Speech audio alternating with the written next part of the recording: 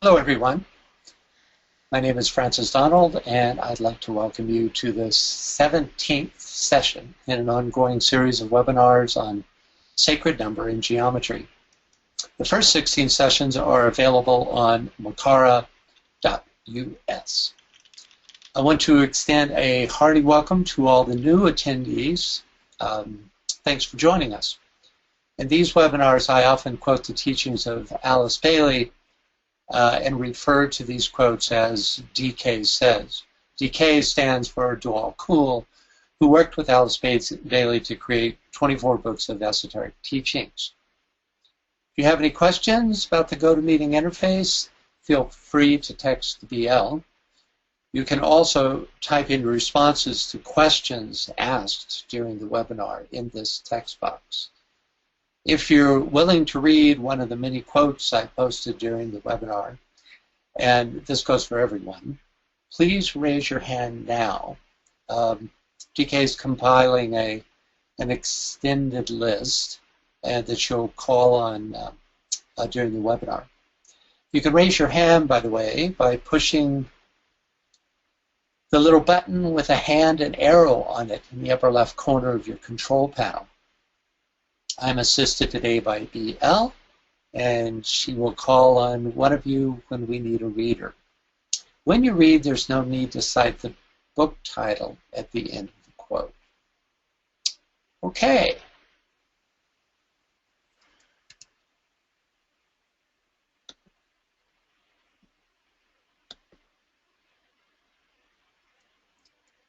During our last session, we were introduced to those patterns of energy that DK calls formulas. We then spent most of the session analyzing the six-pointed star. We begin this session with a segment on DK's teachings on the pervasive influence of esoteric geometry in the life of the disciple. Why is geometry and symbol so important to our spiritual work? One answer might be because the unseen, largely unregistered, but nonetheless pervasive influence of geometry and symbol is the means by which progress on the path becomes possible. All existence is fundamentally geometrical. For example, every thought form we create is a geometric construct. We get a sense of this invisible structure when we use logic to shed light on a problem. DK says, and let's start with the reading here. Can we get a reader for this? Sure, let's go with our 3 participants. Would one of you care to read?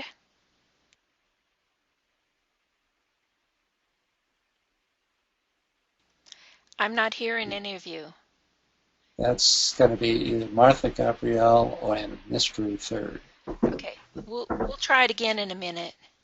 I think I heard a clunking around. Are you there? I'm here. Go ahead. There we go. Go ahead, Malia.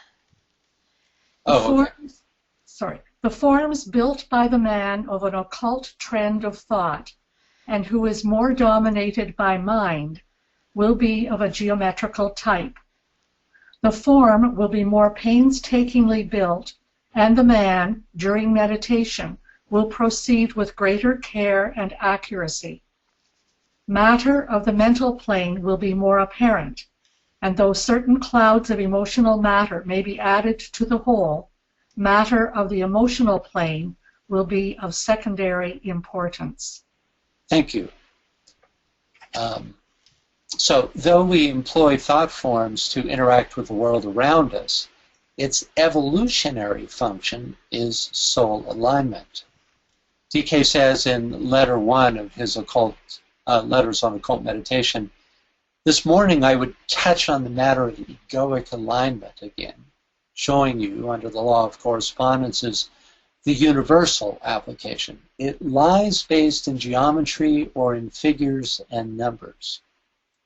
He goes on to say that the great struggle to align the 3 lower bodies with the soul unfolds in progressive stages called the geometry of the individual, and states that a disciple's progress is noted by means of 3 continually updated geometric charts, which when overlaid create the individual life pattern. These charts reflect the level of development of the physical, emotional, and mental bodies of each disciple. Progress is measured, we're told in letter 6 of the same book, by how disciples build their thought forms, eventually becoming, in DK's words, things of rare beauty. They can then, and only then, be used to heal, for instance, by supplanting the chaotic structure of disease with the impress of geometrically aligned, life-filled thought forms. Or to educate, by supplanting the disconnected, ill-formed, confused thought forms with geometrical structures that emphasize clarity. Thus, while giving some specific instruction, teachers are also training students in how to create their own clear and effective thought forms. In fact, all expressions in all fields of human endeavor is brought closer to the ideal through the impress of geometrically aligned, life-filled thought forms. We know from the teaching that inspired thought forms are not created by personalities, but rather apprehended and demonstrated by them, thus manifesting to a small or greater degree the clarity and beauty of the soul. So, thought form creation is both a means of becoming and a means of demonstrating that which we have become. An idea concisely summed up in DK's statement, service is soul contact. In our efforts to create ever more clear and inspired thought forms, it's important to keep in mind that symbols embody the most succinct expression of an idea. So the closer the geometry of our thought forms approaches that of a symbol, the clearer and more effective our thinking becomes. The concept demonstrated by the Buddha one day when, instead of verbally teaching, he simply held up a rose, thus at once underscoring the importance and amplifying the impact of one of this planet's most exalted creations. I'll use this as a segue into today's main topic, which is the flower of life. The rest of the session will be entirely interactive. We'll look at the seed of life, which is closely related to the six-pointed star, extend our consideration to include the flower of life, then during the next session, apply the ideas we've gathered to DK's formula of revelation. Let's start with our exoteric analysis of the seed of life. DK describes this step simply as its exoteric consideration, line, form, and color. At this point, we're not looking for meaning or significance, but rather for a tabulation of physical attributes. We'd love to have you participate. When called on, just briefly describe a single physical attribute. Your observations may seem quite obvious, like the ones listed here. That's fine. Any ideas that help us to physically define this figure are useful. Okay, I'll start. By the way, as I and others describe these attributes, consider preparing for the next step of our analysis by imagining their possible meaning and significance. You may even want to jot down the ideas that occur to you in order to share during the next segment of our analysis. Okay, the seed of life, which can be oriented either vertically or horizontally, is made up of 7 circles, 6 describing the circumference of the figure and a central 7th. In many depictions of the seed of life, there's also a circle enclosing the entire figure.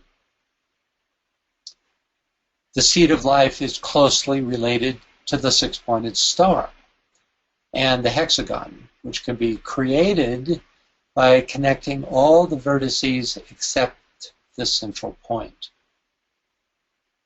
Okay, any further observations?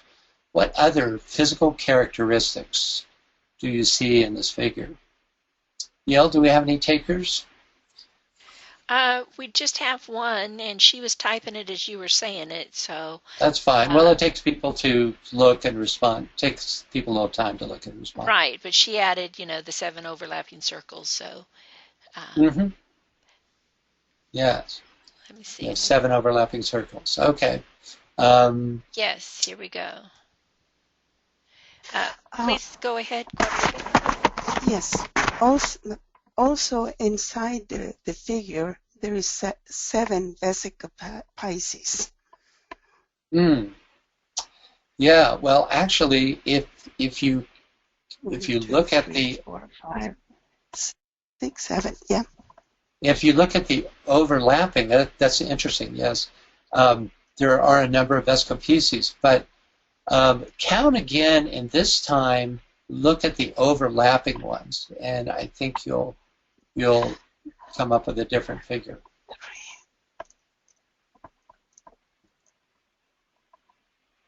Oh yes, the smaller one. Yes. And also if you'll notice that there's vesica Pisces formed by the central circle in comparison to every outer circle, as well as the outer circles to themselves. Yes. Making, in my count, a total of 12. But thank you for that observation. I appreciate it very much. Stepping into the breach. Anyone else have a insight into a physical attribute? Any thoughts, folks? What else can we see? Please go ahead, Scott. All the circles have the same diameter, radius, so they're all That's true. of equal measure. The middle one, of course, has half the diameter of the enclosing large circle. Right. Yeah. Well, any one of them are. Yeah. Thank you. Yes, indeed. Right. So go ahead. Oh, sorry. Jonathan says 7 colors and tones. Yeah, that's my addition, just to emphasize the circles. It's not inherent to the seed, but I thought it'd be easier to distinguish just which lines belong to which circle if I set it out that way. Other observations? Helen says all the circles meet in the center except the inner one. Right. Very good. Yes. Yes, yes. And Suzanne said something similar. Okay. And then, hold on one second here. Go ahead, please, Vera. Yeah, where the circles intersect, so the middle point, there are 6 circles in that very middle point. That's the intersection. Then the next, there is 3 circles intersect, and then only 2. So the intersections yeah, vary depending on where in the figure you're looking. Yes. Right. Good point. Good point. Actually, that's one I missed. Any other physical observations about this figure? Yes, and Veronica says 6 equilateral triangles. Yes, it implies 6. There's not actually any equilateral triangles, right? Because the figure is entirely curvilinear. But indeed, there are these circles do describe equilateral triangles. You'll find that there's actually more than 6, but yes, there are a number of equilateral triangles described here. And I think what you're saying, I just got a sense, is that on the inner circle where the petals are, that you could make 6 equilateral triangles that would share a common point in the center. That was the sense of what I heard you say. But you could see that also you would have 6 outward pointing equilateral triangles that would have their common base with the 6 inward pointing.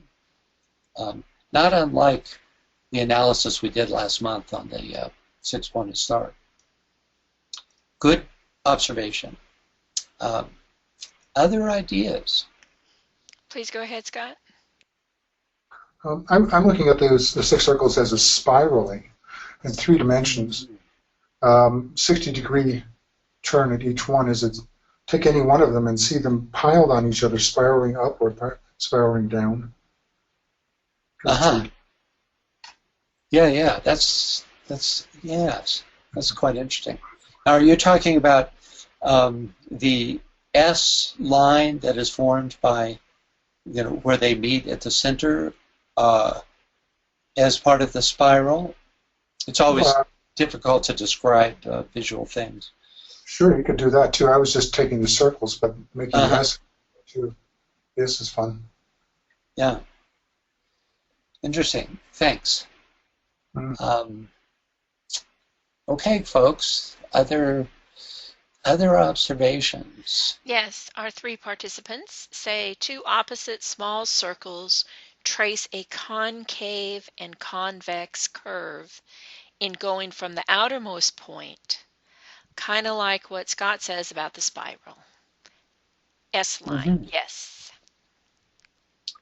Okay, two smaller circles are 2 opposite smaller circles. Let me see if they can, if we can. Get somebody to actually speak. Yeah. Okay. I hear him. Yay. 10 forth. 10 forth. It's just the S again, going from the outermost circle where the small circle touches it there, and then into the center and around the other direction back Right. out. Yeah, has an opposing. Yeah, it goes in the opposite direction and then returns on itself that way. And that's all of them do that. There's 3 pairs of opposites in a sense here, right? Of these opposing circles. Thank you, Gabrielle. Okay, folks. Other ideas? Yes. Please go ahead, Lona. Oh yes, I would say if you could draw 3 lines between the opposing circles. This line would go through the center of each circle and through the center of the central circle. So we would somehow get a 6-arm cross, if I can call it so. And Yes, indeed. Yeah. Yeah, if you... All right, go ahead. yes, and at the same time, there are 3 pairs, you said so, one said so, 3 pairs of opposing cycles, and then 3 eighths. 3 eggs? 2 opposing cycles gives a number 8. Oh, it gives a number 8, indeed. Yeah, There are 8s yes, it in does. Yeah. Yeah, that's interesting. You have all the linear geometry that we studied last time, including that 6-armed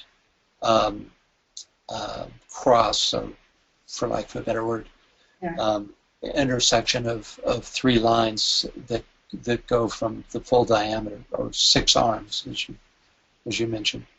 Yes, indeed. Thank you.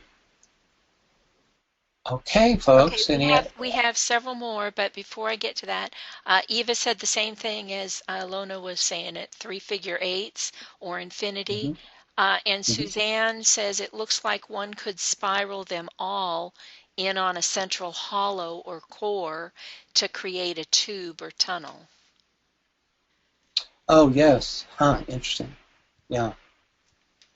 Yeah, that's a little bit like what Scott was saying. It's you bring in that third dimension to see that kind of that core or tunnel.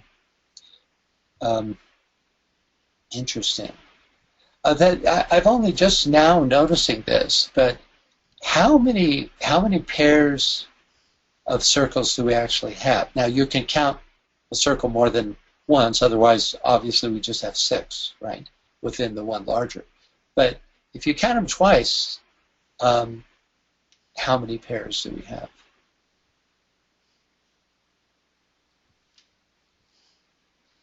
It's interesting to note.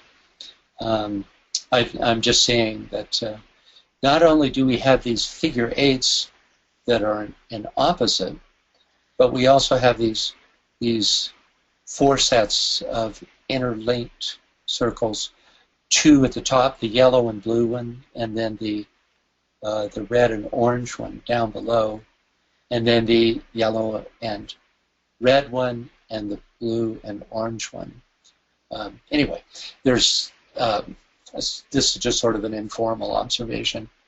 Any other thoughts, folks? Lots more. Anne Veronica. Okay, good. Anne Veronica says each circle has 3 curved triangles and 2 curved areas. Mm-hmm.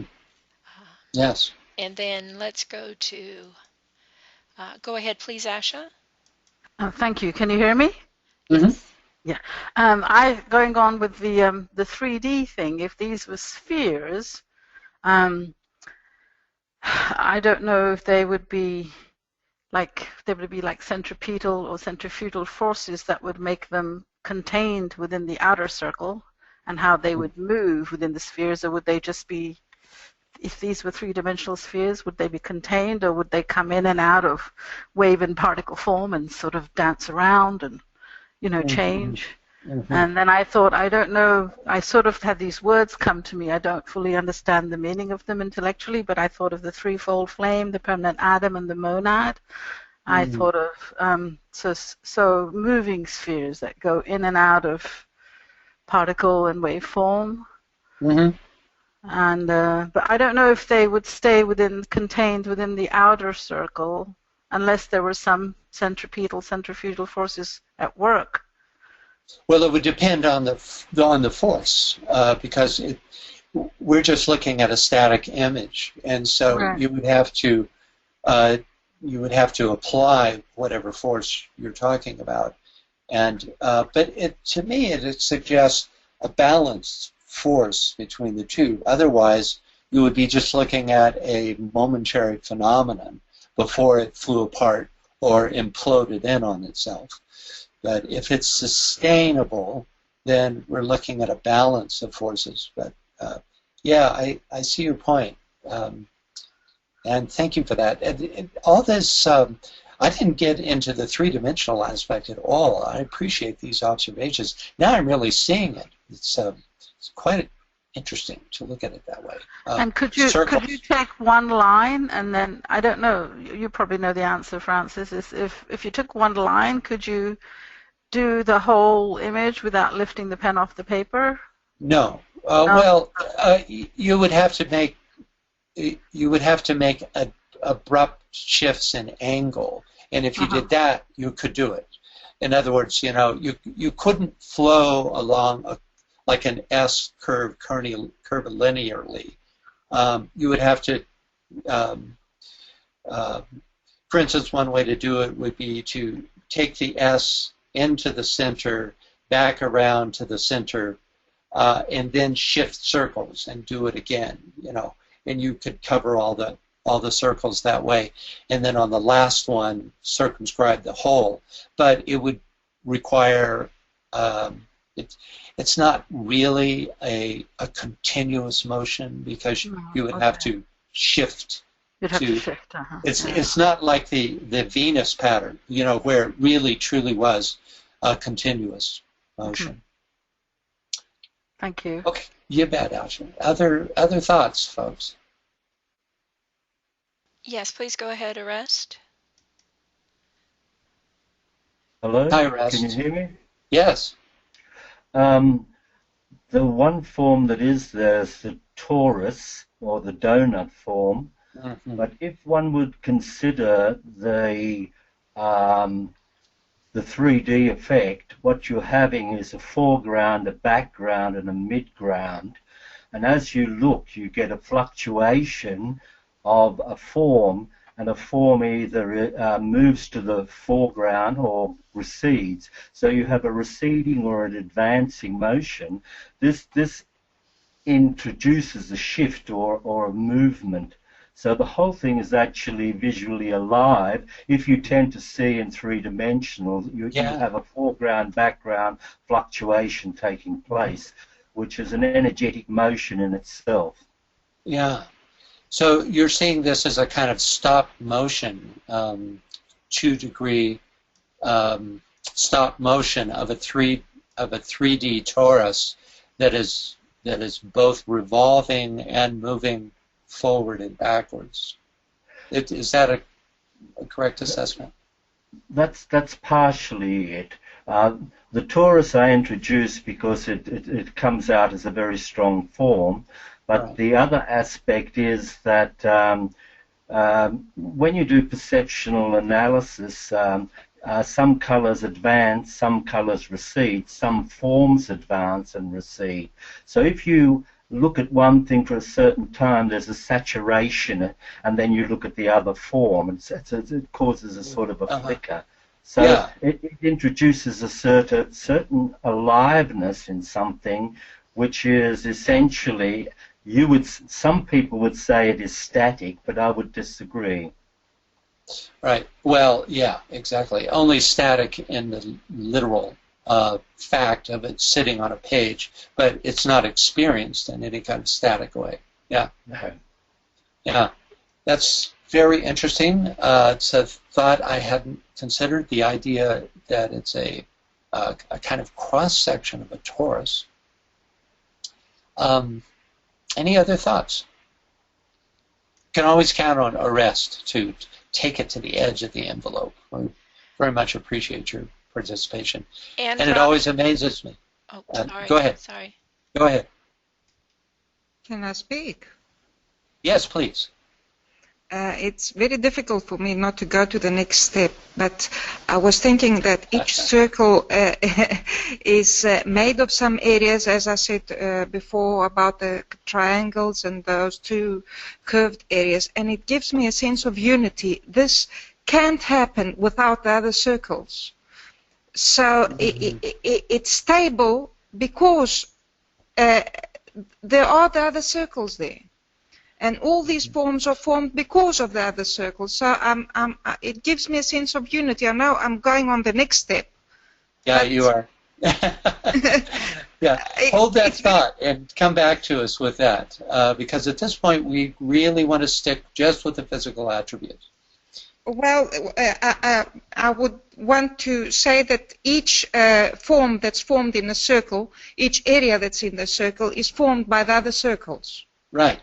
Indeed, that's absolutely correct. Yeah, even though there's a variation of forms, there is in fact only one movement, a circular movement, that is creating those forms. Thank you. Well, I'll go to the next step, so I won't say anything. I'll say later on. Okay. Oh, okay. Yeah. Well, you know, the second step is the much more profound. This is the very, you could call it lower mind, or concrete mind, in order not to disparage it. It's just the cataloging of what we see. The next step is takes imagination. So thank you. Other observations? Yes, we have several more hands, but let's go to the comments. 3 participants say the circumference of the middle circle goes through the central points of each of the outer 6 circles. Very good. Yes.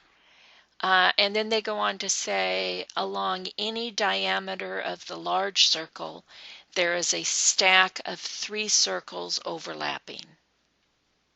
Ah, very interesting. Along the diameter. So let's put them to the test and see if that's true. If we go, let's take, for instance, the horizontal diameter then we run into the why I'm seeing 5. Let's see, it's because you pass a line through a double vesica Pisces, made up. It's great with the colors I can actually describe. Made up of the yellow and the. I'm talking about through the centers. 3. Go ahead. Oh, we could talk color here. That might help. So if you look at the green circle at the top, it's stacked directly on top of the black circle in the middle, which is then I see. On the purple circle at the bottom. Very good. Yes. And that any way that you run that diameter, you'll move through 3 circles. Yes. Thank you. Go ahead and add there are 4 distinct shapes, please. Yes, there are 4 distinct shapes created from all of the cross sections. So not trying to look at bigger figures, but looking just at the negative shapes. And I wish I could draw them, but, but I'm seeing that there are 4 shapes that are the puzzle pieces. That's exactly correct. And I'll be illustrating those 4 shapes when it's my turn, which is coming up. So yes, indeed, there are. Not to count the very, very wide shape, which I didn't either. That's created only by the outer circle, but otherwise there's 4 shapes, right? Who else? Anyone else? Oh yeah, I still have a couple of people whose hands are up, but. By the way, was that Gaia? Was that Gaia that just spoke? Who just spoke? Oh, that was Martha. Oh, that was Martha. Okay. Wow. Okay. The 3 yes. right? Yes. Okay. Go ahead. Iris says maybe this was said before. There are 2 concentric circles. Yes. Yeah. No, it wasn't said. And I appreciate that. It's a the central and the larger outer, right? Is that what you mean? Yeah. That's the only concentric circle. So yes. Yes. Hi, great. Fred. Yes. Hi. Right. Yeah, it's you'll see that later on as we explore this more that it's an important consideration conceptually. Okay, other thoughts? This is a really good example of how very simple things can get overlooked, and yet they can have important conceptual meaning. Just the fact that this is there's 2 concentric circles here. You know, it's easy to lose sight of that. Okay, next. Please go ahead, Kay. Yes, I just noticed that you can make a continuous drawing on these circles if you go to the outer point of the bigger circle or the middle one and then flow around the outer to pick up the next one of the next middle circles. Hey, that's terrific. You sure can. Yeah, and my sense is with all of these figure eights, it's making that connection between kind of the inner and outer sort of stuff. Right. It's connecting. Yes. Thanks so much for pointing that out. Yeah. You just, and it's so simple and elegant. You run the figure eight, you come back out, you move over to the next one, run the figure eight, and yes. That's very nice. Very nice. Thanks for pointing that out. That's lovely. Yeah. It's for an artist especially, it's an important consideration because it allows you to see the natural flow of the object. Okay, folks, we're going to have to wrap this up. I hate to cut you short, but if you have an important, something just has to be said, feel free to do that. Okay, I got one hand left, Leah. Okay, Leah. Thanks, Bill. The dimensionality and the movement of the figure is so strong, harking back to what Oris was saying, would that movement still be as strong if the circles were not in color?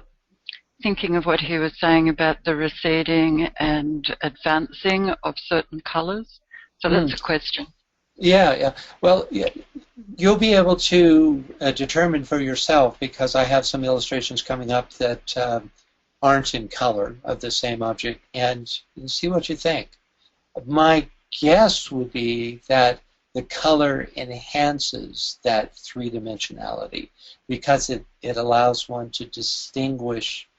In a sense, we apply the color symbolically to different places in space. As Orest was saying, some colors naturally come forward and some recede. So my guess is that when they're all done in one color, that it tends to flatten it out. Just, just based on that simple fact that the one color tends to flatten it out. But there's some illustrations coming up, and we'll see what we think. Okay, I very much appreciate I'd like to say it. one thing, because it's very on topic and it should be really quick. Malia added, I appreciate the fact that you chose to use the colors of the 7 rays, which adds to the dynamism Somebody picked it up. of the diagram. Somebody picked it up. So there you go. Hey, well, thank you for picking that up. Yeah, great. Yeah, I'll indicate just how I did that in a moment. Okay, I'm moving on now. So here's some additional attributes. Some of these you've already mentioned. I present them again in order to share my illustrations with you. The seed of life has 13 vertices, or points of intersection, that can be connected by 36 line segments. These lines form the patterns of equilateral triangles, hexagons, and 6-pointed stars that we analyzed during our last session. Thus much of the analysis we applied to the hexagram and hexagon also applies to the seed of life. A lot of the attributes that apply to the 6-pointed star and the hexagon are still relevant. They're just hidden within the figure of the seed of life. Most significant difference, somewhat obviously, is that the seed of life is entirely curvilinear. The seed of life is made up of 24 shapes. These shapes are of 4 types, all created by various intersections of the circles. There are 6 of each shape. In conjunction with each of the 6 outer circles, the central circle forms 6 vesicae pisces. And I looked it up, and the plural for vesica pisces is, you put an E on the end of vesica. And I don't know if that's pronounced vesicae pisces or not. Sounds awkward to me, so I'm just going to say vesica pisces even when I'm talking in the plural. If somebody knows their Latin, you can chime in and let me know. So we have 2 of these vesica pisces on the vertical axis, and 4 on the 2 diagonal axes. These 6 vesica pisces form the 6 petals of the central figure. You can see they're all overlapped there. Here they are again, right? And then altogether they overlap. And because of their overlapping, they form the petals in the central figure. The 6 outer circles also form 6 vesica pisces, and like the vesica pisces formed by the inner circle, also create the 6 petals of the inner circle. So those are doubly created, one by just the juxtaposition of the central circle with each of the outer circles, and one through the connection of the circles, of the 6 outer circles. Okay. Thus there are 12 vesica pisces, 6 inner and 6 outer. By the way, I'm using the colors of the rays, as was pointed out. to illustrate the 7 circles. The innermost circle is the second ray of indigo. The top is the first ray red. The bottom circle, the third ray green. The colors of the 4 rays of attribute are represented by the 2 circles on either side. Because this figure is made up of Vesica Piscis, the 12 outer lines that connect the vertices are in a square root of 3 to 1 relationship to the 12 inner lines. This is very important. The transrational function used that pervades this figure is this relationship. Notice that the blue and orange shapes that represent those proportions are identical 6-sided, 6-spoked figures. The seed of life can also be seen as 3 sets of interconnected circles, 1 vertical and 2 diagonal. This was also pointed out.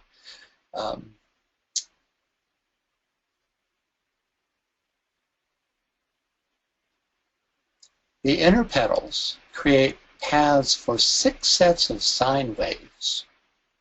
This serves as a reminder to avoid getting fixated on any one way of seeing a figure.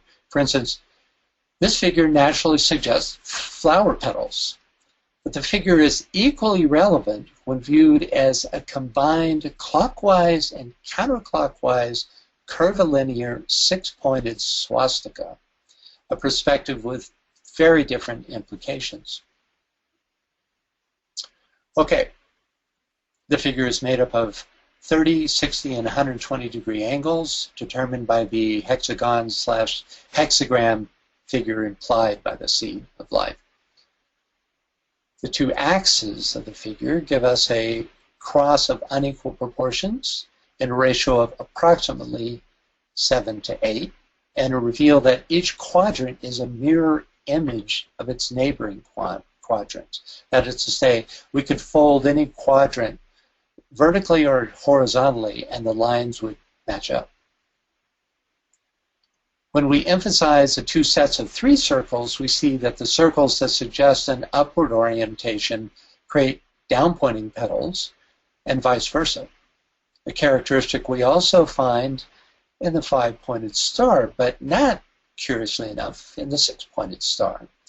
Here, the orientation shifts from vertical to horizontal rather than from an upward to downward pointing orientation. Okay, now let's take a quick look at the physical attributes of the much vaunted flower of life. There are many interpretations of this figure, each having different implications. At one end of the scale, we have an uncircumscribed field of interconnected circles. At the other end, we have a much simpler figure made up of 19 complete circles, a ring of 12 additional circles surrounding the seed of life.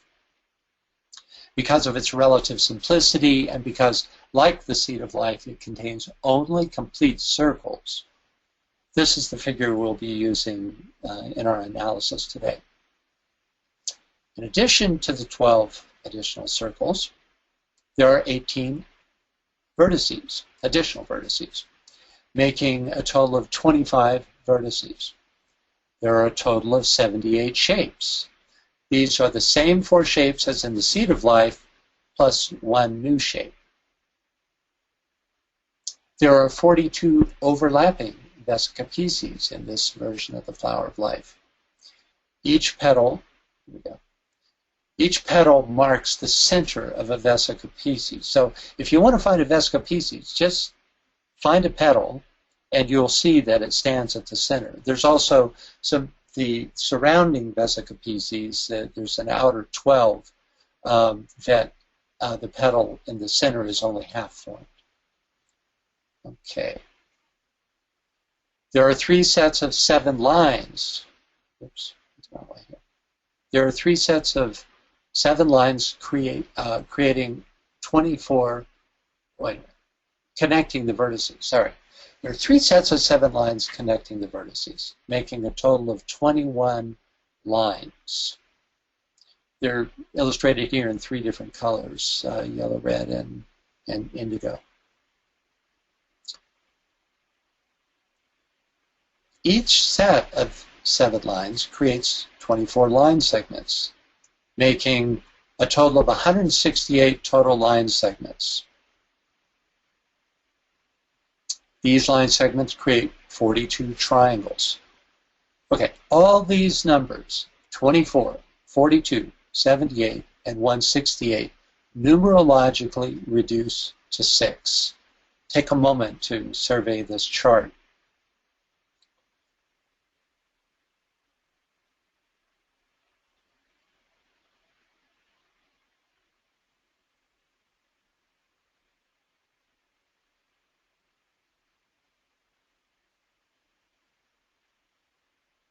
Okay. Whereas the seed of life has 1 circle with a set of 6 petals emanating from the central point, the flower of life has 7 circles, each with 6 petals totaling 30 petals.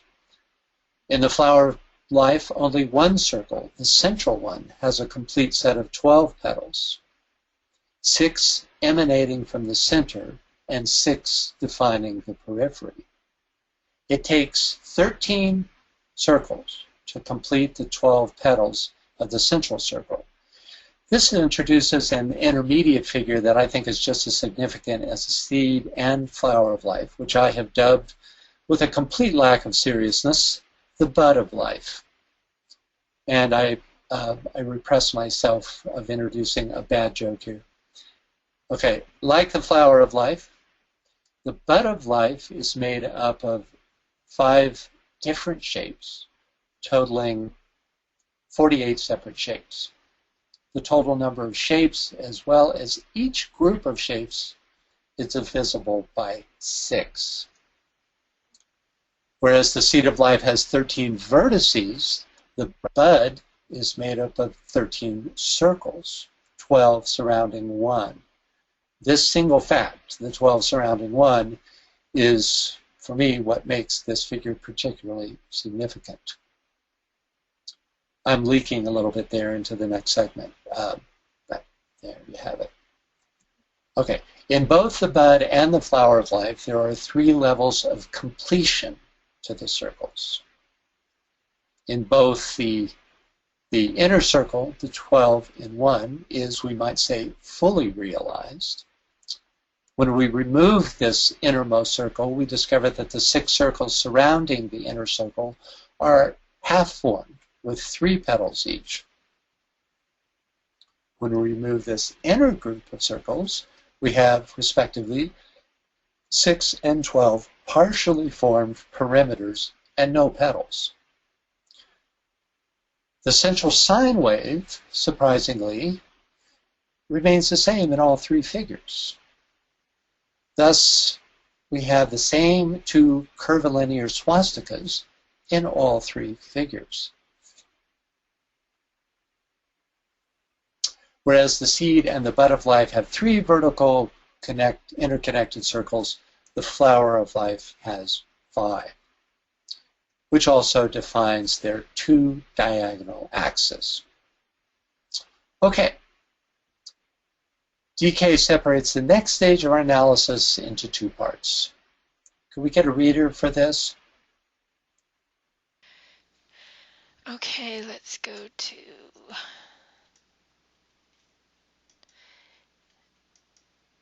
Terry, please. Hi, Terry. Hey. Glad you could make it today. Sorry, did you want me? Yes. Terry? Yes. Oh, right. A comprehension of the astral or emotional body of its quality, the reaction of a sensitive response to the impact of the qualitative nature, a conceptual consideration of the underlying idea of what it is intended to teach, of the intellectual meaning it is intended to convey. Thanks, Terry. Yeah. So what we have here is 2 considerations together, which is how it affects and impacts the emotional or qualitative nature, and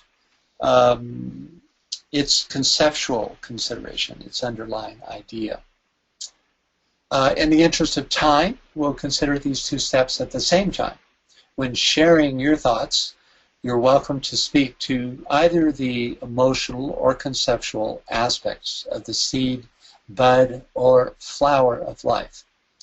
So, considering the list of physical attributes, as well as those you have brought forth, what quality, significance, and/or meaning can we ascribe to one or more of these three figures? Here's one example each, based on quality or significance and on conceptual meaning. On a feeling level, the geometries of the seed, bud, and flower of life seem to illustrate the names given them. They give the impression of positive growth, even of joyous proliferation. And then in terms of meaning, the large outer circle with its inner point suggests both the origin and the ring pass knot of the figures, whereas the figures themselves suggest a particular articulation of a stage of growth within the ring pass knot. So, any further ideas about the quality, significance, and/or meaning of the seed, bud, or flower of life? As you're thinking about this, you might wish to consider our list of physical attributes. I'll give you a minute to review if you'd like. Just raise your hand when you're ready. Okay, we do have a hand. Please go ahead, Guadalupe. Sorry.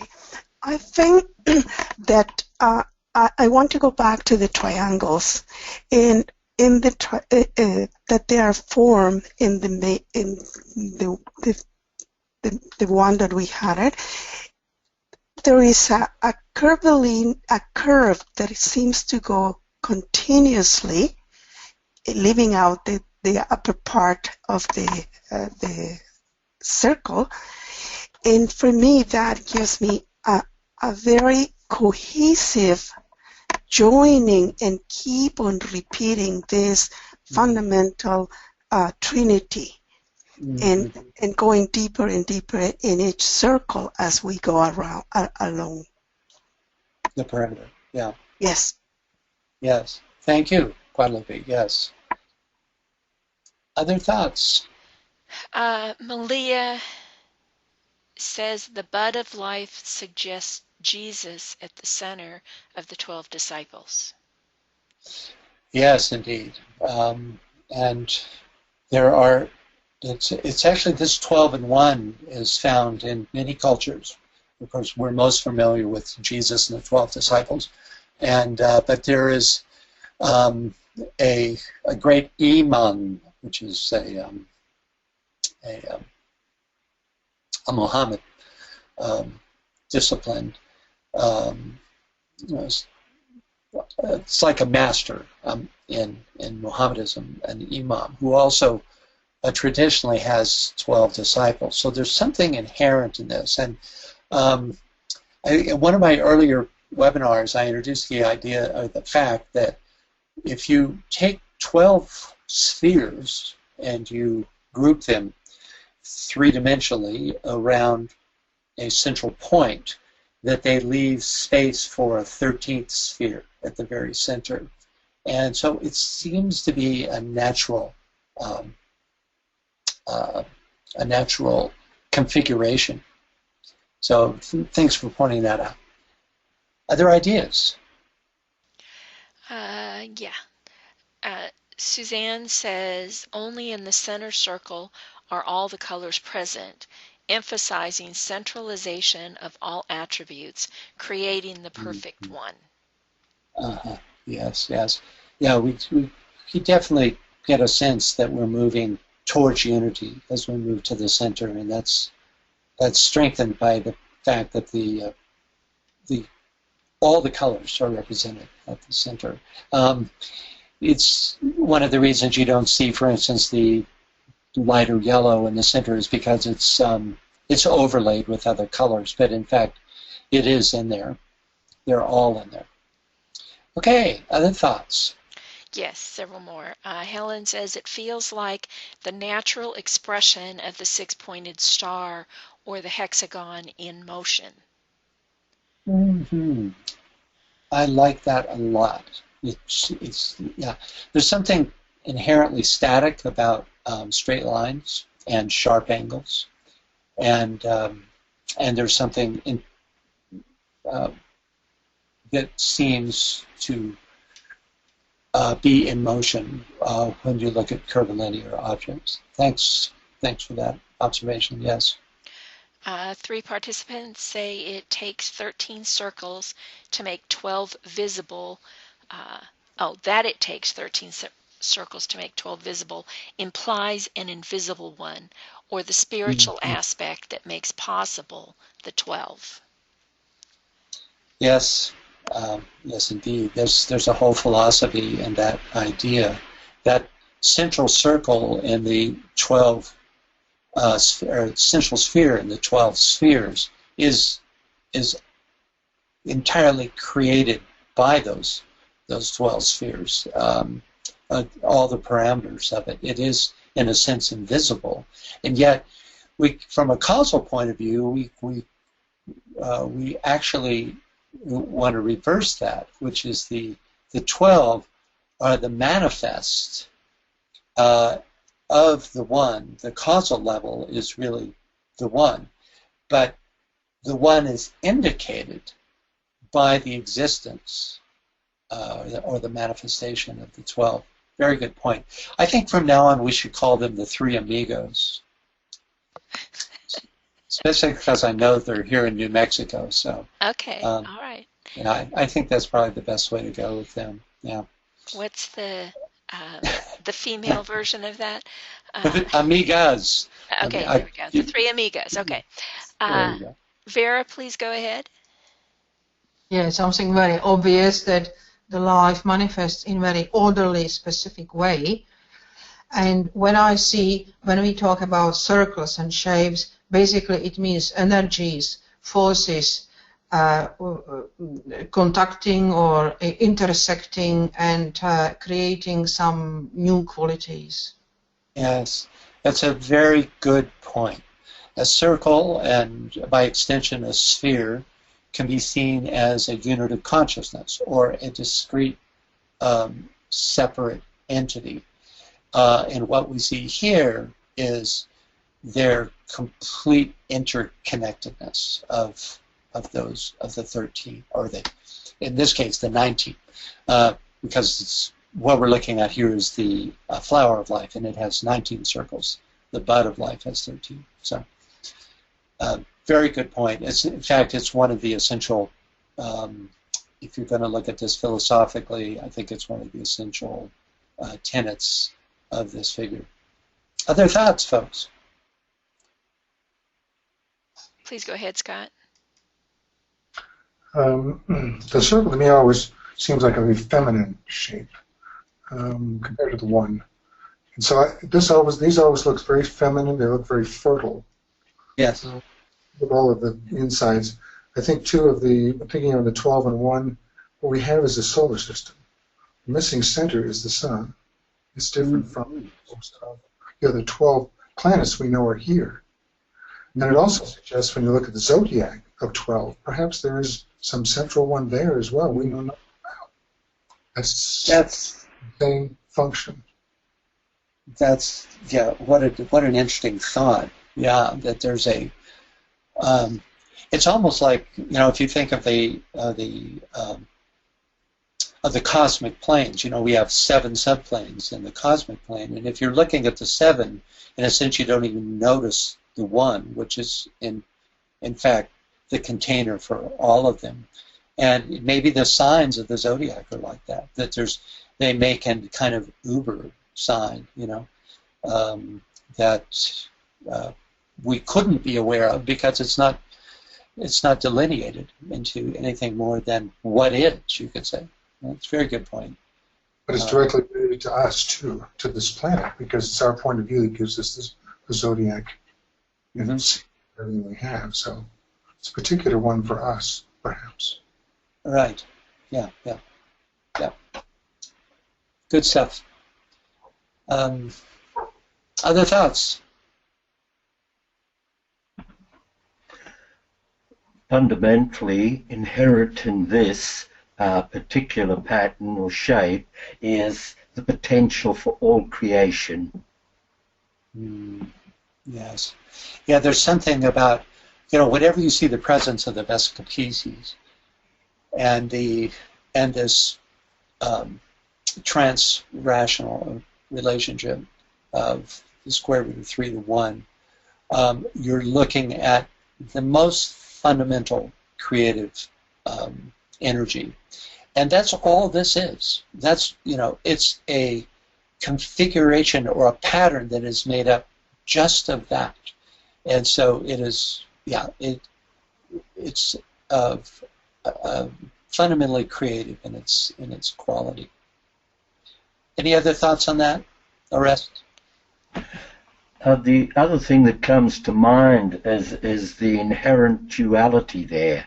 The duality is implied in certain ways. In other words, I see the curve as the feminine and the straight as the masculine. So you've got the duality between the masculine and one is sort of unseen and one is sort of out there. So there are various things of that nature that are inherent also. Mm-hmm. Yeah. Because if we connect all the lines like we did during the last part of the analysis, you can see that it's just the other side of this figure. Yes, and I agree with you that's with your assessment of them being masculine and feminine. Yeah. There's a very interesting person, Abraham Karim, Dr. Abraham Karim, and he's working on biogeometry, and every shape or every segment has a certain energetic quality, and he derives the shape and he uses the shape to actually balance where there is dissonance or disharmony. So in a way, this is like a healing mandala. Interesting. Would you send me a link to that, Orest? I'd appreciate that. Okay. Or just the name of the man, if you have my links, but that'd be great. Yeah, I love that idea of that a shape can have specific healing qualities that can be intelligently used under certain circumstances. This, I think, would be a much more general healing shape because it's inherently focusing and life-giving and uplifting. Other thoughts? Oh yeah, we have a bunch. Okay, Suzanne says, interestingly, the English spelling of 6 equals 7 in numerology. English spelling of 6 equals 7. You mean the letters, if you were to add up the values of the letters, how does that work? Am I missing something obvious here? It won't be the first time. Suzanne, can you answer him? So how is it that 6 equals 7? The value of the letters is what I was... Yeah, the value of the letters. I see. Yeah, okay. Yeah, well, we're all 6s and 7s around here. So. Okay, thank you. That's interesting. Other thoughts? Jan says there are about 13 lunations in 12 months. Interesting. Yes. Right, and this is the interface of the lunar and solar cycles. Yeah, that's important. That takes us back to the bud of life, which is the idea that the 12 and 13 have this peculiar way of coexisting. Yeah, and that's the relation. One could project the idea that when a certain level of consciousness is reached, like when we become a sacred planet, that they will represent the same number somehow. But any other thoughts? Michael says the master at the center point of the ashram with the rings of various grades of disciples surrounding the center. Oh, you're stealing my thunder, Michael. But it's appreciated anyway. Thank you. Yeah, I'm going to be doing a whole segment on that very idea coming up. So, yes, it's very strongly how it occurs to me as well. Other thoughts? And then our three amigas say the Vesica Pisces in this context speak to me of the single cell dividing into two, the root of all life expansion, physically, scientifically. Yeah. It's, which means that the nature of this flower of life, or any of the three of these, is one of proliferation. Yeah, indeed. Other thoughts? Well, that's actually all I see right now. Well, that's fine. That's fine because you pause for a second and look what happens. Yes. Okay. Please go ahead, Arrest. You need to take yourself off self-mute. You're still on self-mute, Arrest. You've arrested yourself. One word, love. Love. Love. Mm-hmm. Yeah, it's if you look at love as a complete inner connection with the other, then what you have here is a kind of dazzling array of that phenomena. Indeed, it's interesting. You know, if I just think of that word and I look at this, I start seeing other things. You know, that's the connections occur to me differently. Thanks for that, Arrest. Okay, any others? Yes. Asha says, as the energy from the center radiates outward and reaches the outer circumference, then transfiguration occurs. Unity and oneness. Right. Thank you for that. Okay. Is that it? Yes. Do we have any other? That's it. Okay. Here's some additional thoughts. Like all symbols, flower life is a template and thus stands in a causal relation to any specific application of the symbol. For example, the flower of life describes 3 distinct levels of contact represented by the Vesica Pisces, the petals, and the touching of 2 circles. When we use these symbolic descriptions of connection to represent degrees of conscious interaction, we see that the flower of life is a natural symbol for the esoteric group. For this reason, the flower of life strikes me as the perfect symbol for the ashram. At the center stands the master, who, unlike those who surround him, has opened all 12 petals of the egoic lotus, the true flower of life. Thus, he is the 12 in 1, having mastered knowledge, love, and sacrifice in all their ascending spirals or grades. This makes him the triumphant Heracles, having integrated the lessons of all 12 zodiacal signs. The master is surrounded by and closely integrated with a group of initiates whose progress on the path is indicated by the fact that they have integrated 10 of the 12 petals, 10 being the number of perfected man, just as 12 is a number of cosmic unity. Of course, the number of disciples and petals are symbolic and not meant to be literal or specific. But symbolically, they are meaningful. The energy that guides these initiates is merged in the creative consciousness of the master, symbolized by the Vesica Pisces that links them to him. In the same way, each initiate is linked to his or her brother, a linking steeped in the aura or conscious influence of the master, again represented by the Vesica Pisces, the connection that is. Notice how the 5 petals of each disciple within the Vesica Pisces, which represents connection with the master, given the scenario we're creating here, are closed in on themselves as if in meditation, whereas the outer 5 petals open outward as if in active service.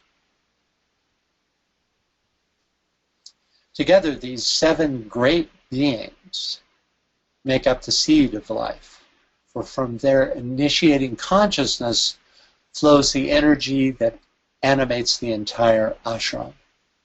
Actually, the true seed of life is the central point, representing the limitless, unmanifest potential of pure spirit. Through the heart of the master, which is one with the central point, the initiates touch and commune, for this is their common point of origin, and through it lies the path to the monad and Shambhala.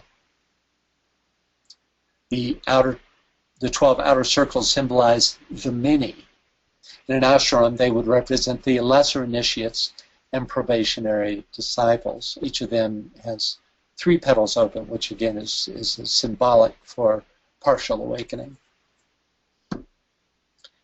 The geometry of the flower of life reveals that all within the ring pass knot of the ashram are touched by the master, and through him have contact with all the other initiates. Within the flower of life as a template for an ashram, we see the 3 aspects of divinity represented. The central point and its extension, the central circle representing spirit, the middle tier of circles representing the second aspect, or Christ principle, that which links the outer with the inner, and the outer 12 representing the world of form with its pairs of opposites. As a symbol for the 3 aspects of spirit consciousness and form, the flower of life could represent Shambhala, the hierarchy, and humanity, for instance. But then our symbol might look more like this. Actually, the flower of life could symbolize the 3 aspects of any hierarchical system. Notice how even amidst great complexity, no individual stands apart and uninfluenced by the whole. As we know from our studies, the degree of interconnection, influence, and responsibility increases as one moves towards the center. For it is here that the impetus for the growth of the flower always begins. The group leader, or master, or logos initiates the ashram and gathers to himself those needed to fulfill its purpose, which is one with his purpose. Okay. The interlinked circles of the flower of life could also represent the 3rd stage in the development of the etheric body of our planet. We're told that this etheric body is at present made up of a series of squares, but that during the solar system, this solar system, the 2nd solar system, our planetary web will be transformed into a series of triangles. And in the next solar system, it will, quote, begin as a network of triangles, but will be resolved into a network of interlinked circles, or of linked rings, indicating the fulfillment of interlocking relationships. Sounds like the flower of life, doesn't it? This seems an apt description of the flower of life were it extended to envelop the planet. We've learned in the above quote from telepathy in the etheric vehicle that the circle, triangle, and square, remember in China you read from right to left, circle, triangle, and square are not only symbols of spirit, consciousness, and form, but that in fact they condition the etheric web of our planet. And that interlocking the circles are the form taken by the spirit aspect. So, in whatever context we apply the flower of life, it is definitely speaking of the influence of spirit. At this point, I'd like to interject the new step in our analysis that we began working with during the last session. In this segment, we'll take a look at the political, religious, social, cultural, artistic, scientific, organizational, and/or ritual ramifications of the seed, bud, and/or flower of life. I'll start with a couple of examples. Politically, we have a design for a planetary flag proposed by Oscar Pernefelch that is an accurate rendition of a horizontally oriented seed of life. I find this to be in turns astonishing, heartening, and almost certainly the result of a collective impression from the hierarchy. The implication seems to be that continents, nations, and races are linked in a common cause. In my opinion, both the color and image are truly inspired. From the field of religion, Drunvalo Melchizedek's two-volume set entitled The Flower of Life describes the seed of life as representing the 7 days of creation, described in Genesis, with the central circle representing the 7th day of rest. Okay, those are my two examples. So given our list of significant and conceptual attributes, in what ways do we find the seed, bud, and/or flower of life influencing the political, religious, social, artistic, scientific, organizational, and/or ritual areas of life? These are, as you may have noticed, organized along ray lines. So remember, we're not just looking for the influence of the literal symbol, but also for the impress of the ideas that symbol represents. So, what significance in the many disciplines of life does this symbol bring forth in your minds? What political, religious, social, artistic, scientific, organizational, or ritual areas of life does this symbol seem to impact you? BL, do we have any takers? We do. We have a couple of hands, but Asha has typed a couple of comments that I think directly answer your question, although she was preceding you. Let me see. She says, perhaps this is what is meant by touching the hem of the garment, feeling very expansive and joyful at this whole presentation, and thank you for the amazing and brilliant graphics. You couldn't be more welcome. Then she also adds a question: can sacred geometry in art, movement, and architecture be used to harmonize the astral body? My intuition tells me that it's without question this, because the arts are on the even ray lines and tend to impact that level of ourselves, most definitely the astral.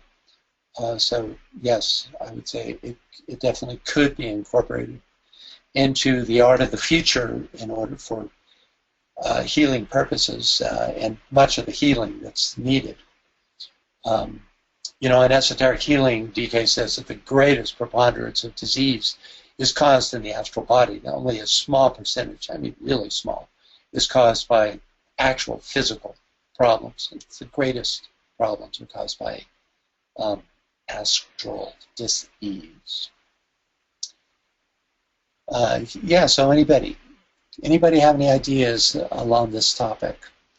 Please go ahead, Arrest. In art, you have the canon of proportion, and that's applied also in architecture, but in painting as well. It also applies to things like Buddhist art. In science, a new area that they're looking at is plasma, and plasma experiments using the double torus and having them as magnetic forms, and using that to create certain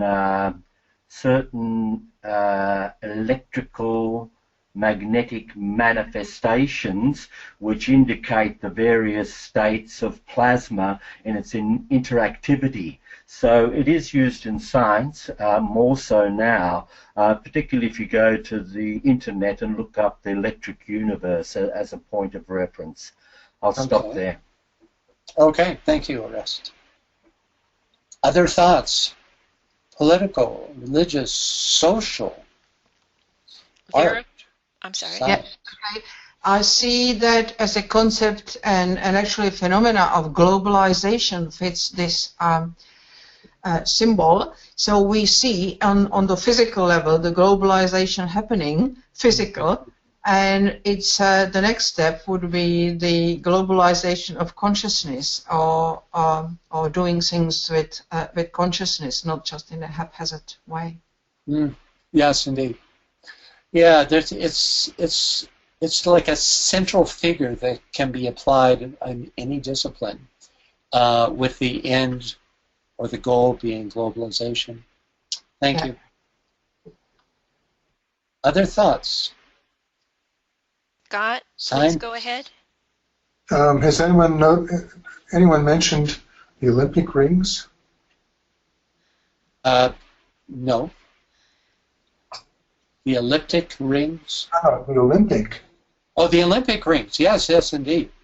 No, but I'm about to show you a picture of them. So, absolutely.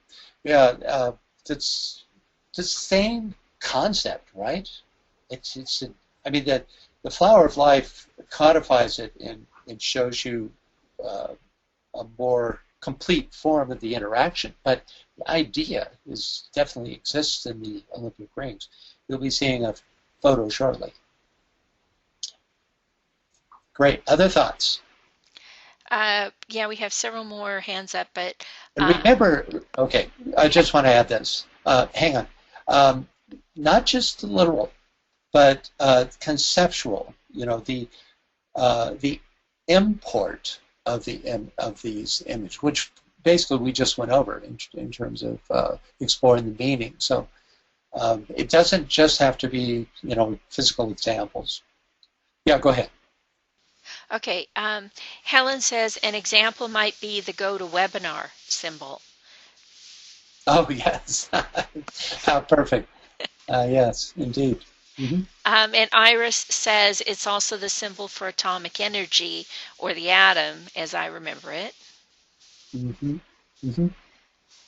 Very similar, yeah. And then Guadalupe, go ahead. Oh, I just typed it.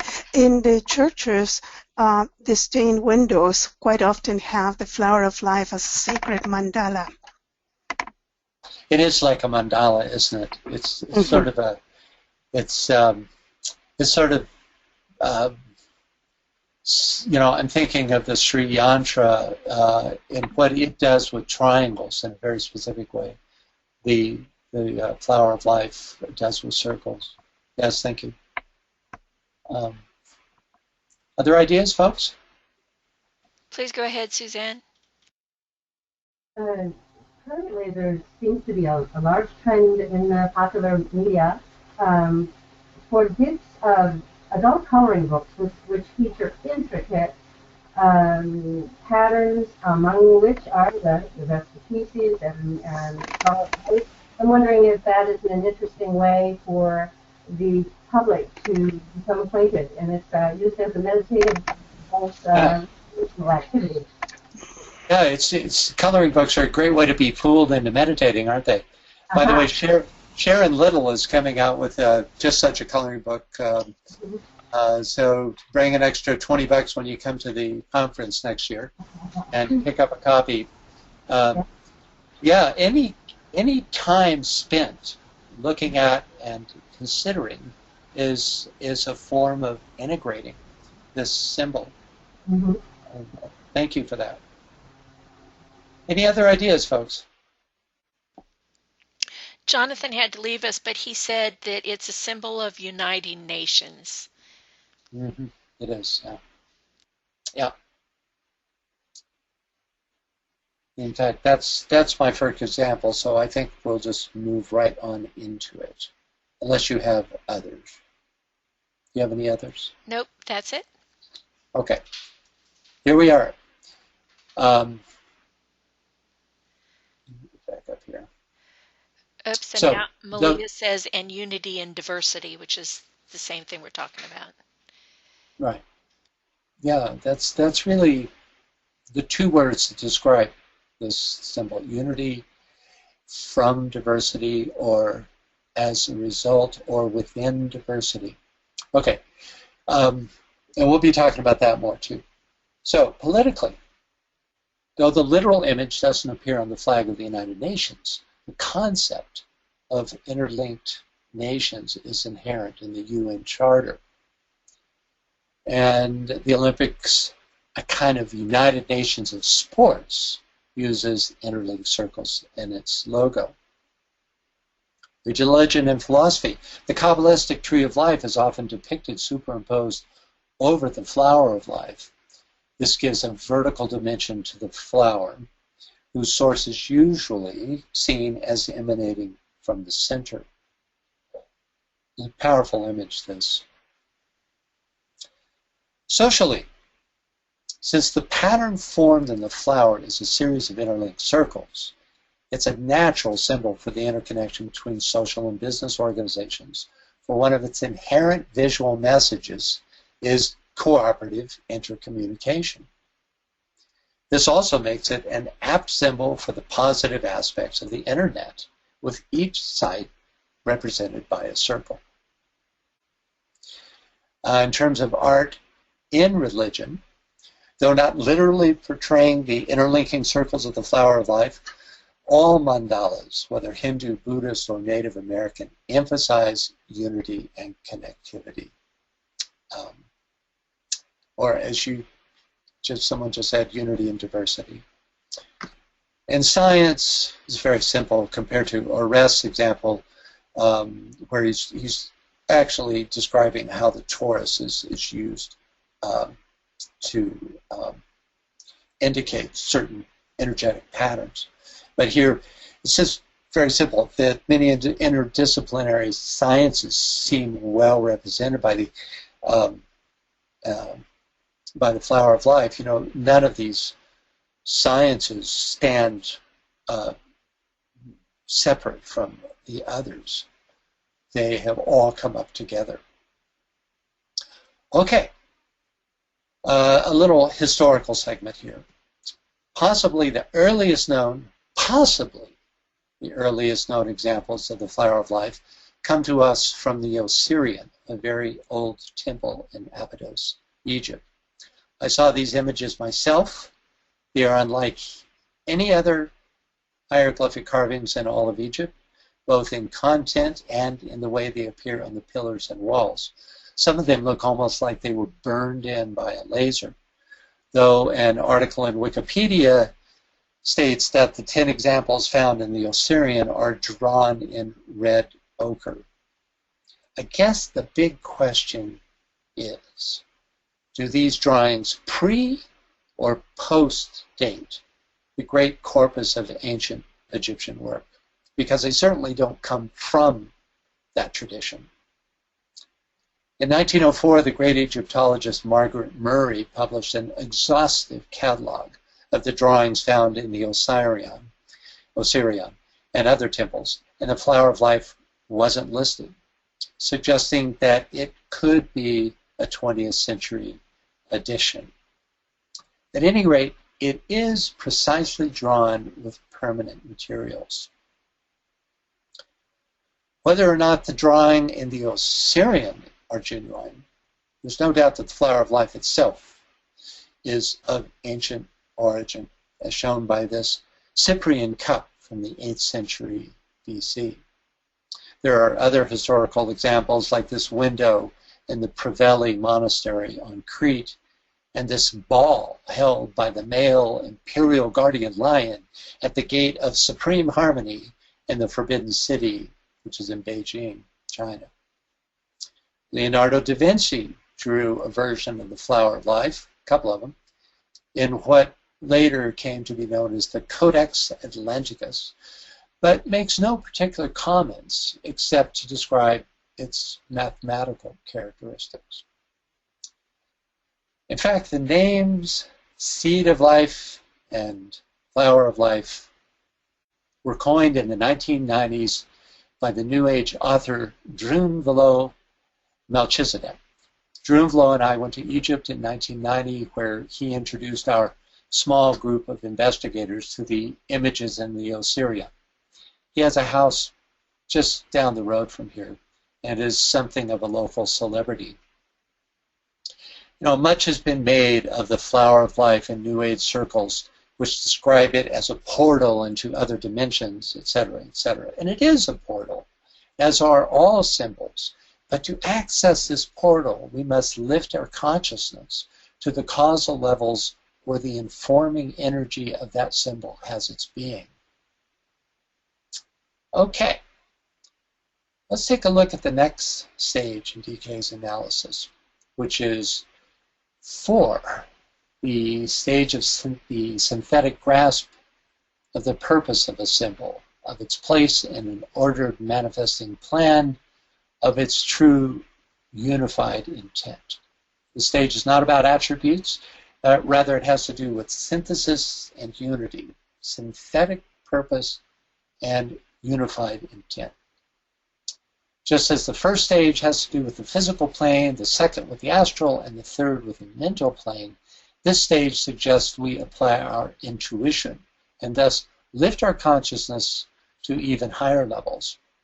Notice too that this stage is threefold: the stage of the synthetic grasp of the purpose of a symbol, of its place in an ordered manifesting plan, and of its true unified intent.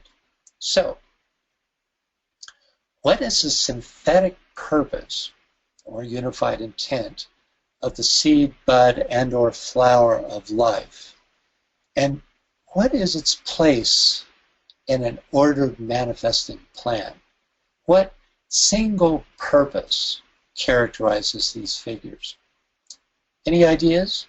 Take a moment to consider. It's a big question. And BL, just let me know when you get a response. But take your time. Okay. While they're taking their time and considering, Asha had a question a minute ago, a couple of slides ago. Is there no flower of life in Vedanta teachings from India? There are. There's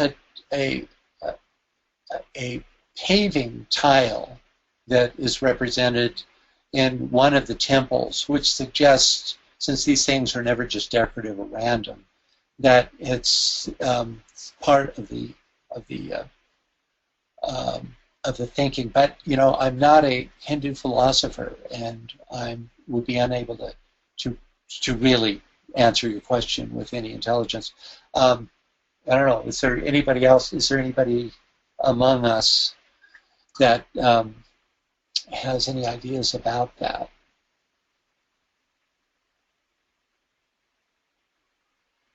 Okay, I still don't see any hands in answer to either of your questions, but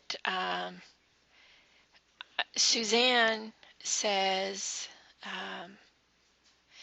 in the field of education, there has been an ongoing movement towards interaction and oversap in subject areas, maybe she meant overlap in subject areas, often portrayed by the symbol of the overlapping circles, showing curriculum overlap and interface. Teachings are encouraged to pursue this and are required to make such charts in their plans, leading to more synthesis and unification in subject areas. Thank you for that. Okay, now let's get back to this idea of the synthetic purpose. Synthetic grasp of the purpose of the symbol as a whole, of its place in an order manifesting plan, and of its true unified intent. Anyone have any idea of what? Want to take a stab at this? Please go ahead. I see the cycles as evolutionary cycles. Each circle as one cycle, and the form of the vesica piscis is actually sometimes numerologically we can make a shortcut into the next cycle. So that's what I see. Yeah, very interesting idea. Yeah, that the seed of life, particularly, represents the 7 cycles. Our races, root races, sub races, and larger cycles are all seem to participate in this number 7. So thank you for that. It's a symbol of cyclic becoming. It's a good idea. Any other thoughts of the unified purpose? Please go ahead, Arrest. What Vera implied was periodicity, and I went straight away to the Prome and the secret, which is in the Secret Doctrine, or also in Cosmic Fire. So the 3 fundamental propositions, the one absolute reality, periodicity, and the one soul, this must allude to that, because that's going right to the core. Yes, I think you're right there. Yeah, and it's interesting how you can look at it as representing all 3 of those basic tenets. Thank you, Arrest. Okay, we got a couple more hands, but let me go to the list, the comments first. Jan says to sound the note as the original crystal around which the purpose of life may reveal itself. That's interesting. We haven't looked at this in terms of music. And, there's 7 tones in a scale. So, again, looking at it as the seed of life, which make up together, da-da-da-da-da-da-da, and then we're back to the tonic, which make up the unity, which is the octave. So that certainly is represented in this. Thank you for that. Iris. And in fact, the meaning of, just a moment, the meaning of logos, is the sounding of the word. Go ahead, Iris. Iris says complete harmony comes to mind. Yeah, that's the first thing that struck me, is that, when we were looking at the sine waves and it shows the 2 spiraling, almost like curvilinear swastikas, moving in opposite directions, but they're both represented here. So it's that position of harmony and balance between the 2 forms of motion. Other ideas? Yes, lots. And Veronica says the central point of creation from a cell to a human up to the universe. Yeah, one thing DK says is that the sphere represents the consciousness of a solar logos, planetary logos, a human being, or an atom of substance. And you could look at this as a kind of indication of the diversity within that sphere, the cycles within the one, whether that be 12 and 1 or 7 and 1. Or 19 and 1. Anyone else? Yes, I still have a couple of hands, but one more comment. Our 3 amigas. Taking the central point at the center of consciousness, like ourself, the petals of our flower are composed of the influence of larger circles. Mm-hmm. Yes, very good. Yeah. Yeah. We look at the distinct petal, and that's representative of in a sense of the illusion of physical, because in fact it's made up of something entirely greater than that. It's a good point. Okay, others. In the 7 rays, we have the 4th ray as the middle ray, and its name is harmony through conflict, and or harmony through the resolution of dissonance. But the alternate name for that ray is the ray of beauty, and somehow that the middle point of this symbol is the essence, the distillation of beauty. I would suspect that you probably have some 4th ray in your chart somewhere. If you would put just a bit 4th ray in the center.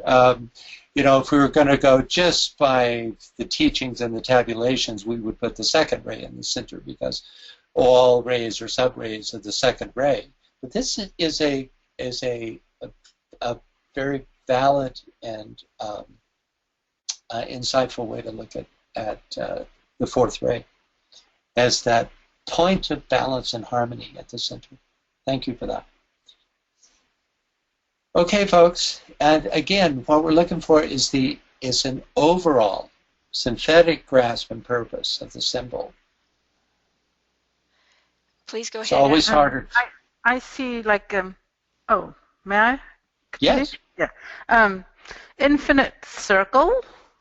These are just words that I'm coming as I'm hearing everybody else's comments. So at an intuitive level, and then it's cohesive. It's all cohesive.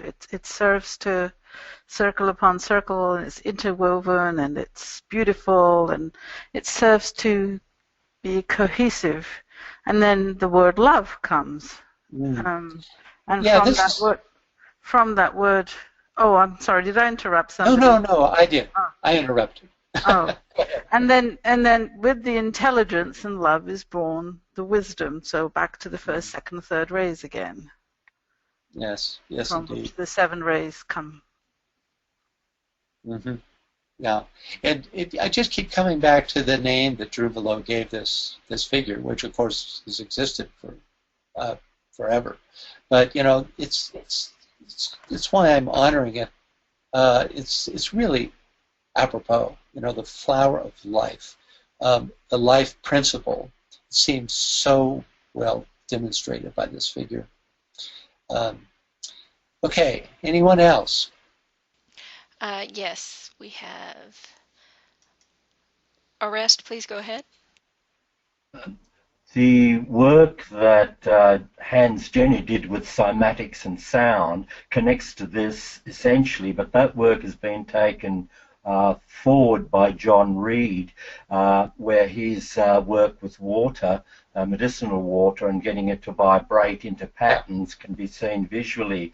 So this connection between sound and the pattern is demonstrated by him very greatly. Yeah, I've seen some illustrations of that work, and yeah, I'm aware of that. It's quite true that there's some astonishing patterns just created by tone, and with the receptive instrument of water. It's also used with things like grains of sand or very tiny particles that vibrate into very particular patterns depending on the frequency. Okay. Any other thoughts? Please go ahead, Vera.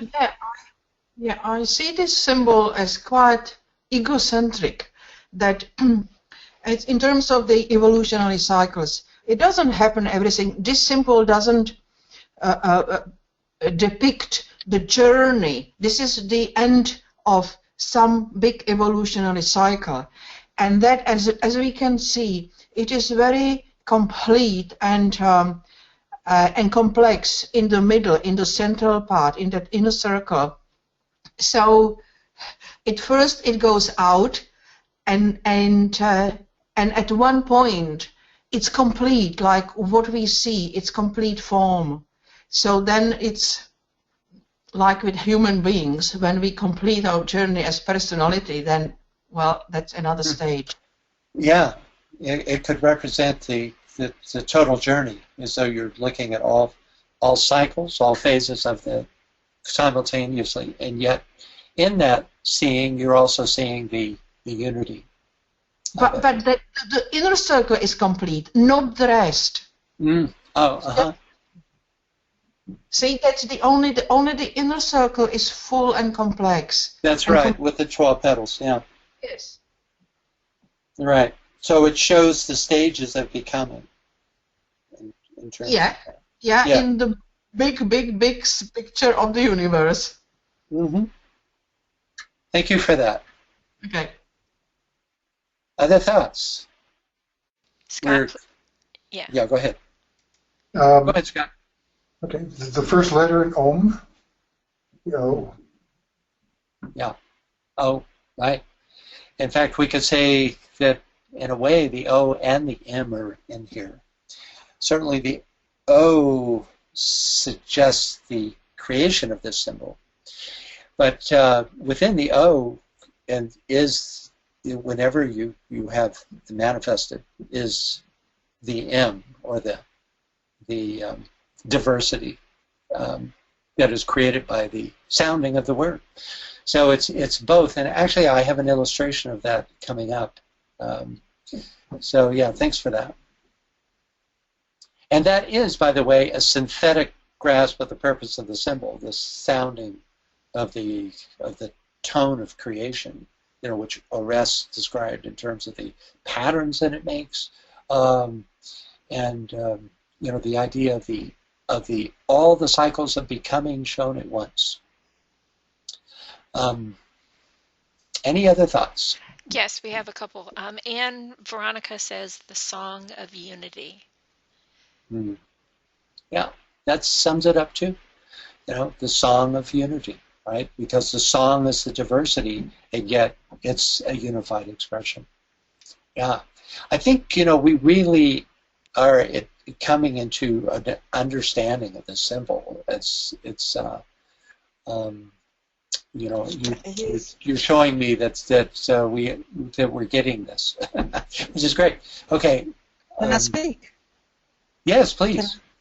I want to say that it's astonishing that each circle is by itself, stands by itself, but it interlocks with other circles, and it can't exist without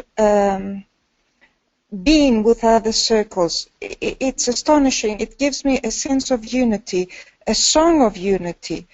What unity is, if the whole human race could stand with this symbol, it would give a beautiful song. Everybody stands by itself, but interlocks with everybody else. Yes, indeed.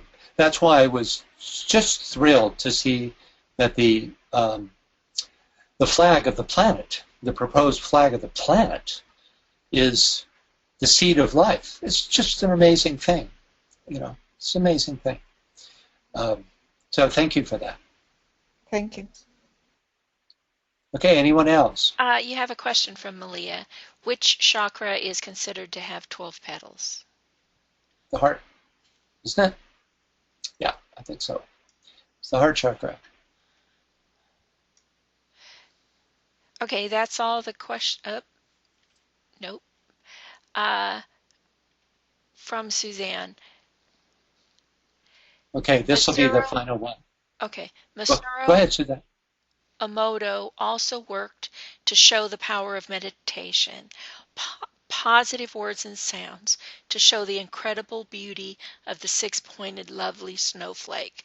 Perhaps a way for us to follow his example in our human contribution to the flower of life. Yeah, he did some amazing studies. There's a phenomenon I call the rent in the veil, when you actually find physical verification of spiritual reality. And his little book on snowflakes is one of those. It's really amazing. It's actually the molecular structure of water. Yes. Okay, I'm going to move on, folks, because we are out of time, way over, in fact, and I have just a little bit more to go here. So, okay. One sec. Here's my idea as to the synthetic purpose of the flower of life. The symbolic fabric of the flower of life, a series of interlinked circles, suggests not only harmony, but that even higher state of consciousness called identification. For just as the triangles represent solar alignment, the circle represents unity. Thus, a series of interlinked circles represents units of consciousness participating in that unity. This idea is mirrored in the number of circles in the flower of life. For 19 represents unity in the higher octave, that's the 1, and 9, the number of fully expressed diversity, in the lower. Together they symbolize the alpha and omega of existence, which is 1. In this context, the circumscribing circle represents the diversity articulated by the individual circles, right? The 9. And the point at the center, the one with which they identify, and of which they are an expression. Together they are the sum total, the alpha and omega, the O and M of Om, which is unity. And indeed, numerologically, 19 reduces to 10, which in turn reduces to 1. In this context, it's interesting to note that the 18th arcanum of the Tarot is the moon. 18 reduces to 9, the omega, or lunar consciousness, without the unifying principle. The 19th arcanum is the sun, the solar logos, whose symbol is the point within the circle. Essentially, the flower of life is a further articulation of this symbol.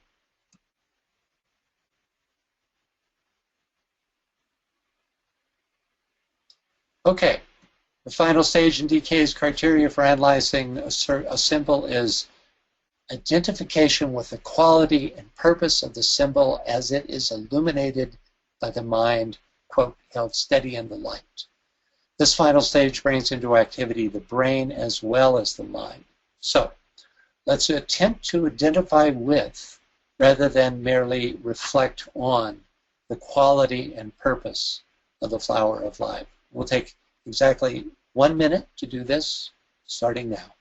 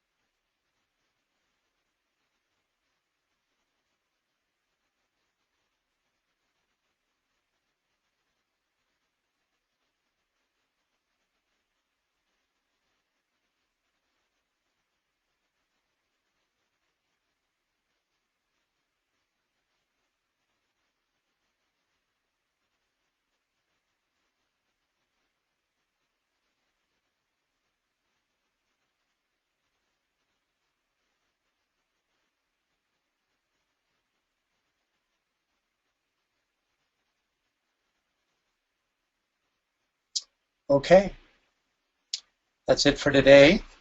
I hope you enjoyed the webinar. Next month, we'll continue our survey of the number 6 with an analysis of the formula of revelation introduced last month. During this analysis, we'll bring to bear our findings on the 6-pointed star, as well as what we covered today, the seed, bud, and flower of life.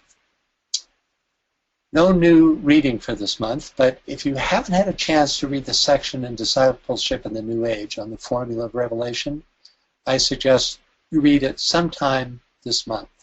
This material can be found on luchastrust.org if you don't have a copy of the book. In preparation for the next webinar, our visualization for this session will be on Formula 1, the formula of revelation. We'll begin and end with an Om.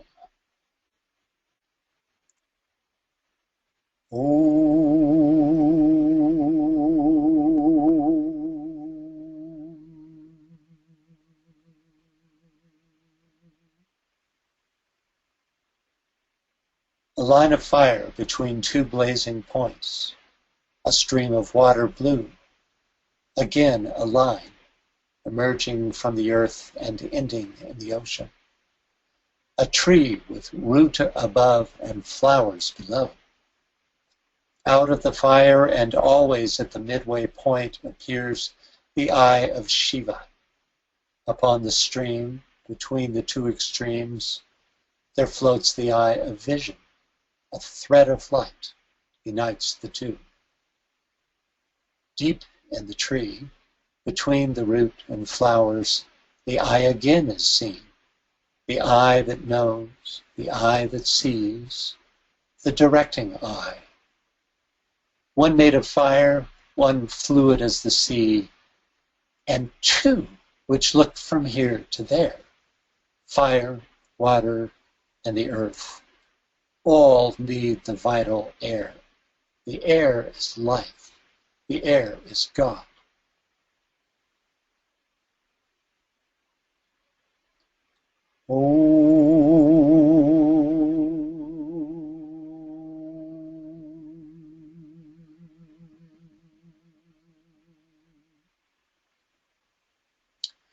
Okay, that's it for today. Don't forget to donate a few bucks to the Moria Federation at moriafederation.com, which will help pay the yearly fee for this GoToMeeting account that makes these webinars possible. Thanks to Brett, these webinars are available on makara.us, and thank you, BL, for your continued invaluable assistance. Keep spreading the word. Tell a friend. And thank you for all attending, and a special thanks to those of you attending for the first time. Hope to see you again next month. Our next webinar, always on the third Sunday of the month. There will be some exceptions to that next year, though, because of conflicts with full moon presentations. Will be on December 20th, just 2 days before the winter solstice. Okay, bye for now.